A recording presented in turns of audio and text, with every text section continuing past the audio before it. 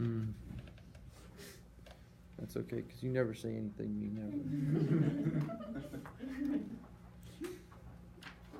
Okay, so a lot of times in the real world where we are utilizing calculus and things like that, we don't have nice continuous functions like cosine of x squared or x squared, something like that. A lot of times what we have is data. We just get like, you have some instrument, some sensor which is recording data. And if you know anything, that data is not actually recorded continuously. It is not gathering an infinite number of sensor points, of data points, okay? That would just be completely impossible. Instead what it does is it reads, the sensor might read something every, might take a reading every 100 times a second, maybe 60 times a second, or maybe 440,000 times a second. It just depends on what that sampling rate is. You've heard that phrase before. Okay, like for instance, music, it's coming into your ears all the time, but whenever we want to convert that into a digital piece of information, we sample that, we sort of listen to it several thousand times a second, and that's called the sampling rate. And if that sampling rate is really high, then you're able to get lots of different pieces of information. For instance, if the sound wave kind of looks like this, and you get a reading here, and a reading here, and a reading here, and a reading here, and here, you get some of those readings, that's pretty good. But if you read here, you're reading it much more frequently, then you're going to be able to reproduce this later on with a microphone or with a speaker, something like that. Pretty close to the way that sound originally recorded. Anyway, all that to say, of course, that fills up your memory really quickly if you have a high sampling rate. All that to say is a lot of times we don't have nice curvy functions, we have data, okay? And I know it doesn't seem like I'm talking about stuff that's totally unrelated here, but just want to show you why we are going to look at these problems. Sometimes those sensors and things like that don't measure the amount directly, whatever you're trying to measure, the temperature, or maybe the water that's flowing, how many gallons are going past, or how many gallons there are. It actually measures the rate. It measures the derivative. Okay. So for instance, you can't actually directly, if there's like a stream out there, like a river, you can't actually go out there and measure how much water has gone by. Okay. Unless you have like some sort of giant bucket thing that goes across the entire river, you know what I mean? Like this much water's gone by. But you can measure the flow rate, if that makes sense. You can't say, I've just measured that there was 500 gallons there. You can't measure that. But you could say the water is traveling at 2 feet per second. You can measure that pretty easily, okay? Let me say that again. You can't measure that there's 50 gallons, okay? Right there, oh, we just saw 50 gallons go by. No. But you can see that the water is traveling at 2 feet per second or something like that. Does that make sense? It's really hard to measure all that water. What do you do? Put it in like reroute the whole river and then weigh that, or measure, you see what I'm saying? Fill it into a tank? No. Okay, so the rate, and we'll kind of dig into this a little more. The derivative is the rate. And a lot of times it's very easy to get the rate data, okay? So we're going to be looking at a table that's going to have some specific values, okay, as well as some derivative values, and then we're going to do some things with that, okay? Kind of take care of the mathematics right now. We'll worry about the applications next chapter and the following, okay? So let's just go ahead and apply this now. Forgetting sensors, forgetting rivers and temperature, just focusing on pure math, all right? So here we go. It says, for each problem you are given a table containing some values of differentiable functions, f and g, and their derivatives. Use the table data and the rules of differentiation to solve each problem. So here we notice we have, these are x values, we have f prime, g, and g prime. It says, given h1, so that's some sort of new function, which isn't shown over there, is equal to f plus g. Find h1 prime evaluated at 2, right? So this is going to be a two-step process. Step number 1, find the derivative. Step number 2, we're going to plug in our value.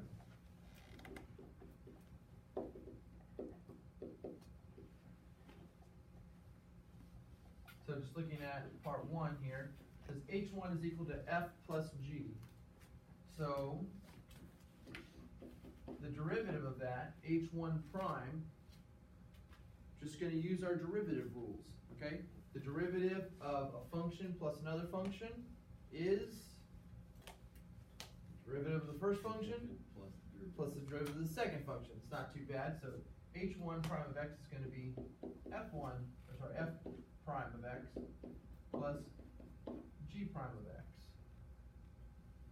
That's step 1, find the derivative.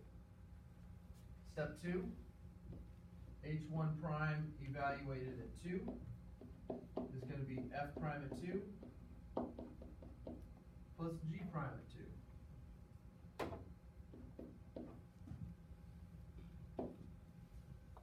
And then I guess you could say step 3, look at the table to evaluate. F prime evaluated at 2, 3/2.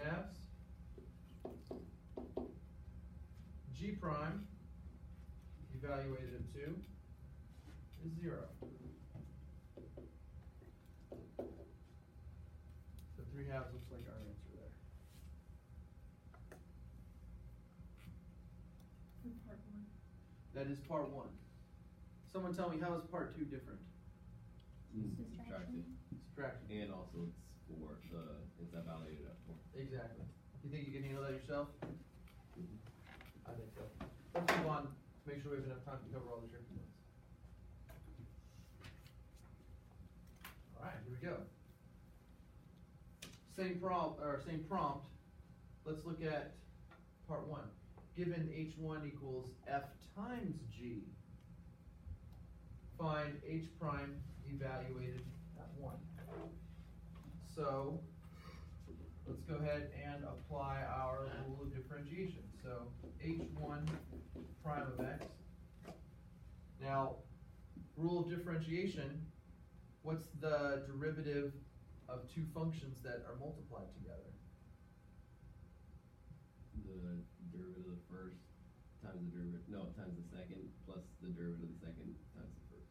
Yeah, I normally would say it around the other way, Oh. but that's fine as well. Addition is commutative as well.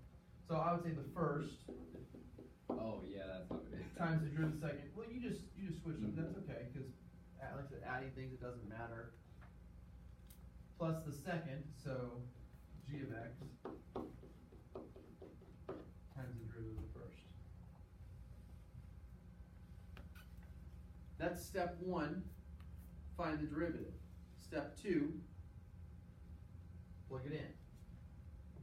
So h prime of 1. So it's going to be f of 1 times g prime of 1 plus g of 1 times f prime of 1.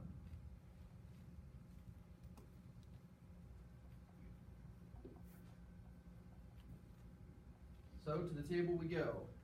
F of 1 is going to be 4. G prime of 1, negative 1. G of 1 is 3. F prime of 1, negative 1. So just take your time on these, check it, double check it, make sure you're looking into the right column. That'd be a sad way to lose points. So negative 4 minus 3 gives us a negative 7.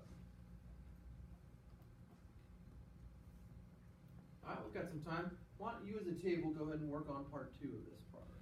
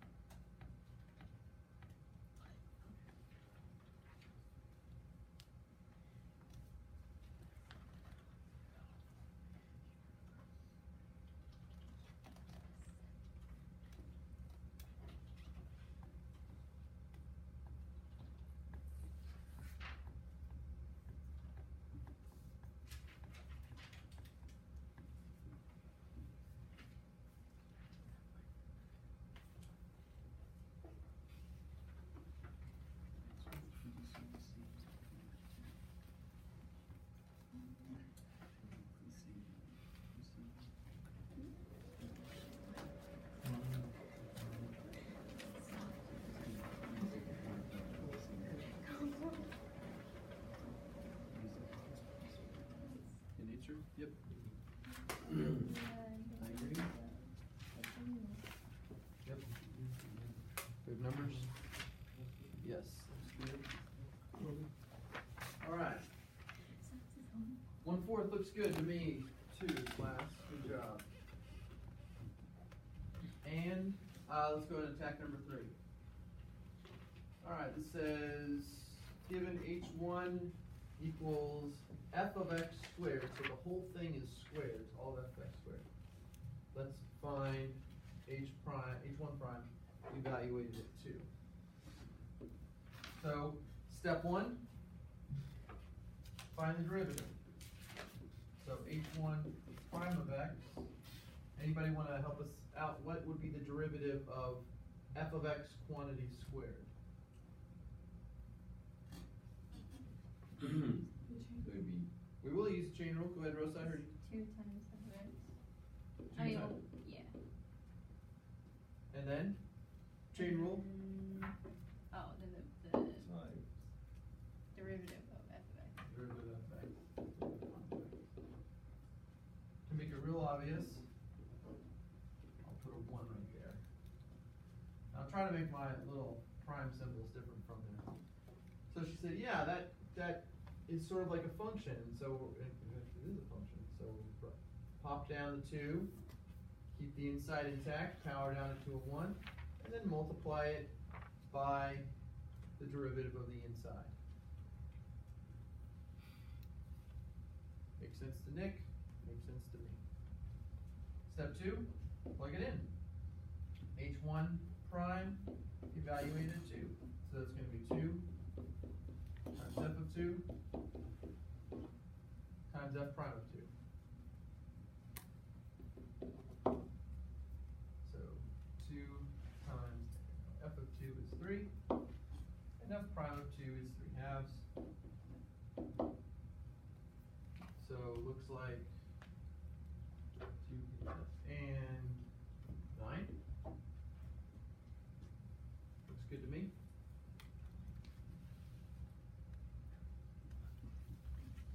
Anybody want to guess what would happen if we were to reverse our operations?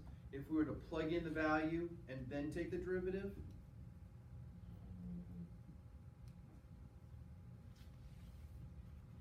So instead of taking the derivative and then plugging the value, what happens if we were to plug in the value and then take the derivative of that? I don't think you'd get the same answer. I don't think so either. Anybody want to make a guess what you might get? 6. Good guess, but no. Think about this. What if I plug in a number right here? If I plug in 2, what am I going to get? Right over here. Then you get the So if I'm saying, what if I do h1 of 2, right? Means f of 2 squared. So h1 of 2, what's f of 2, class? 3. 3 squared, so h1 of 2 is 9. Sorry, that's h1 of 2, but then I take the derivative of that. So h1 prime of 2 would be, what's the derivative? 0.